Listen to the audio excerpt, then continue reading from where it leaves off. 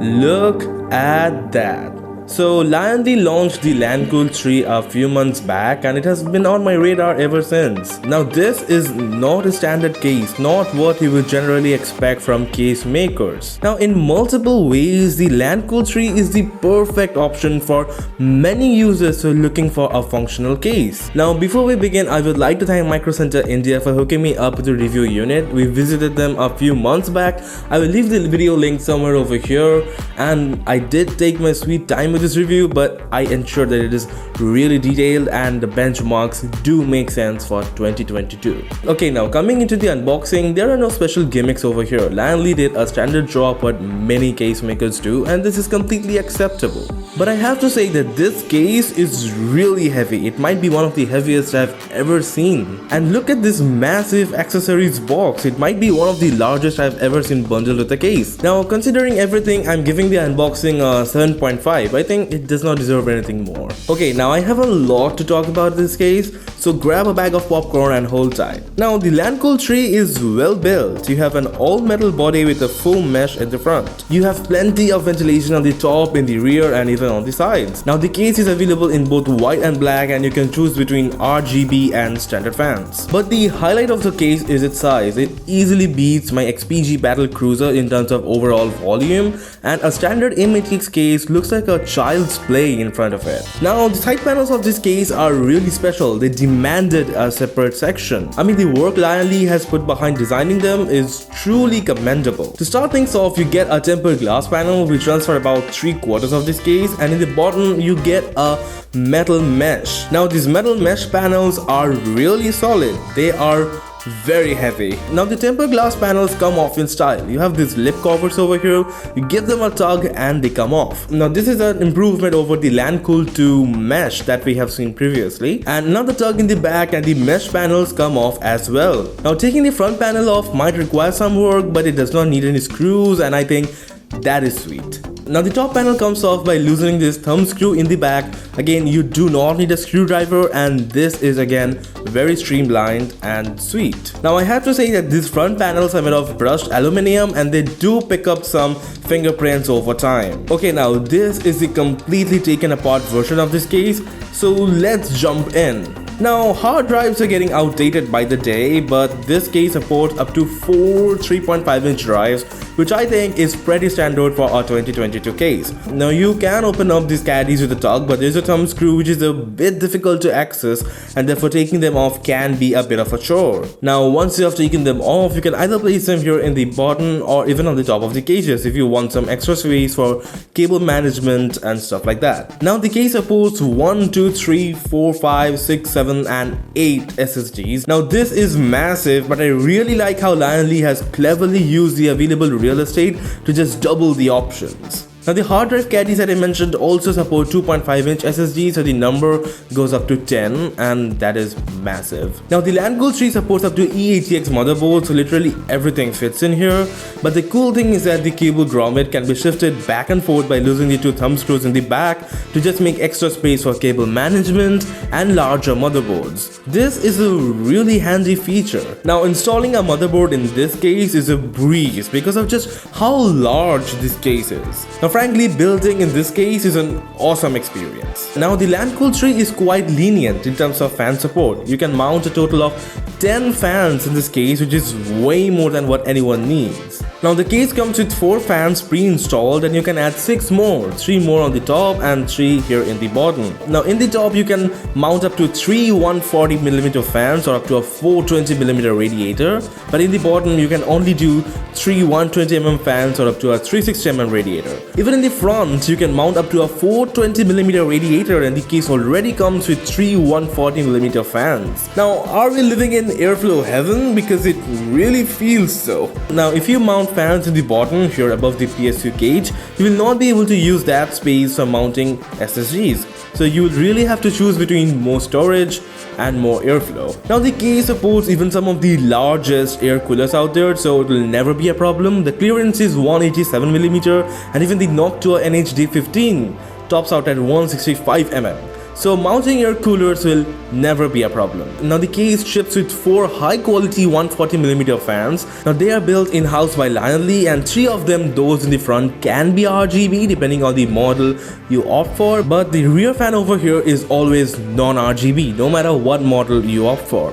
Now Lion claims that these fans can push up to 85.3 CFM of air, which is really a lot. Now the best part about these front fans is that you can configure them to be either exhaust or intake. Now this is not something every case does, and I really think this is a good move. Now the LanCool 3 has not left any stone unturned. The most innovative solution in this case has to be the cable management. So to begin with, you get this massive cable covers here in the back that really helps tidy the case no matter how bad of a job you have done while chucking the cables in. You just plug them in and you have a clean and good looking case. Now you also get this massive cable ties pre-installed in the case, which really helps you neatly route all of the cables while managing them. Now I mean, these small things just helps keep the case clean and tidy. Now take it from me, cable management is a pain in the ass. So much so that these days I just plug all of the cables in and don't give a damn how it looks. But cable managing the LanCool 3 was fast, efficient,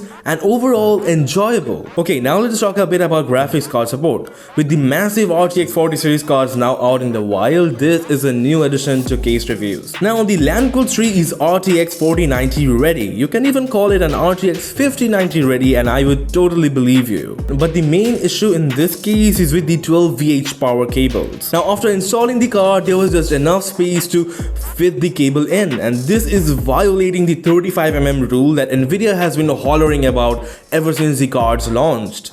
But in my testing, I have not found any compatibility or power related issues. But 2 weeks is just not enough to tell whether there will be any problems down the line. So I really am not sure. Okay, now keeping all of that in mind, I think the LanCool 3 is a great case to build a PC in. It just ticks all of the boxes for a great server grade build, a gaming PC, or just a functional looking no RGB computer. In addition, you also get some really innovative cable management solutions. So keeping all of that in mind, I'm giving this a 9 of 10. Okay, now let us talk about building in the LanCool 3. Okay, now as you might have guessed, building in the LanCool 3 is a breeze. The case is huge, so there is no clever finger work involved either. The same goes for the motherboard, the liquid cooler now it did drop from my hands once, so watch out while mounting a radiator in the top of this case. Now the SSD mounting experience was easy as well. There is loads of space here in the back of the case, so cable management was a breeze like I just talked about. Overall, building in the LanCool 3 was easy, it was straightforward, and there are no surprises involved. Now it might be one of the most user-friendly cases of 2022. Considering all of that, I'm giving this a 9 of 10. Okay, now this black non-RGB variant of this case looks too functional. Now it might be best suited for server grade PCs or someone who just does not like RGB and wants a completely functional PC. Now I'm a big RGB guy. My personal build is filled with RGB. Even I dig its looks. Now after decking out the PC with a Ryzen 9 7950X and an RTX 4090, it does look like a steely beast. No lighting, pure power. I guess the case deserves a solid 8 here. Okay, so now I gave the LanCool 3 the worst case scenario to work with, and right out of the bat the results are amazing. Now the temperatures in the LanCool 3 are almost as good as open air, you may say, as in both cases the chip hit 95 degrees, but this is a Ryzen 7000 chip and you cannot just judge the overall performance based on the temperature. Now these Ryzen 7000 chips will keep boosting until they have ran out of thermal headroom, so a better test is to check out the clock speed graphs. And a look at the graph reveals that the Ryzen 9 7950X did not really run all that much slower while inside the case. The difference is just 30 MHz, it is still within the 1% error margin, so you cannot consider the LanCool 3 to be a huge limiting factor in affecting the CPU performance. Now some of the best results we obtained on the Ryzen 9 7950X was when the chip was sitting inside the case rather than sitting on open air. Now these results which you saw just now were with the side panels on. Taking the side panels off improved improves the CPU temperature and GPU temperatures by a small tiny little bit. I mean, if you consider an increase of 10 MHz as a performance boost, then you have it. But taking the front panels off was miraculous. The CPU started boosting to 4890 MHz, which is even higher than what we obtained in OpenAir. And now this is really impressive. Now taking the top panels off really does not change the results by a whole lot much, and the CPU clock speeds do not seem to change all that much. Overall, the LandCool 3 is almost as good as using your system without a case in the first place. I mean, just the looks of this case scream airflow. It totally deserves a 9 out of 10 in this aspect. Now the LandCool 3 as a filming starts at around $140, around 12,200 Indian rupees as a filming for the black non-RGB option. If you want to deck it out with the white variant, RGB fans, the pricing goes up to $170 or almost 14,000 Indian rupees as it is listed on Microcenter's website. I'll leave some links in the description for you to check the prices if you're watching these videos like say some 6 months later. Now you can say that $140 or 12,000 rupees is a bit pricey for a computer case, and yes, it is. But if you look at the prices of the Cooler Master HAF 500 that we reviewed a few months back, or the Lion O11 Dynamic Evo, the LandCool 3 comes off as a slightly cheaper option. Plus the Fractal Design Torrent is also a solid option to consider, but that is also a bit more expensive than this case. So standing in this market, the LandCool 3 looks like a solid option over the HAF 500 or the Torrent that I mentioned before. Plus this case has been built for everyone, starting from a server grade PC to a gaming PC to just an office PC. Everything looks great when paired with this case. So I guess this case is really a solid blend of features, performance and looks. Now overall, the LandCool 3 is a solid case. What I really like about it is its universal approach. Now I will suggest the black non-RGB variant to anyone looking for pure performance and someone who does not like RGB.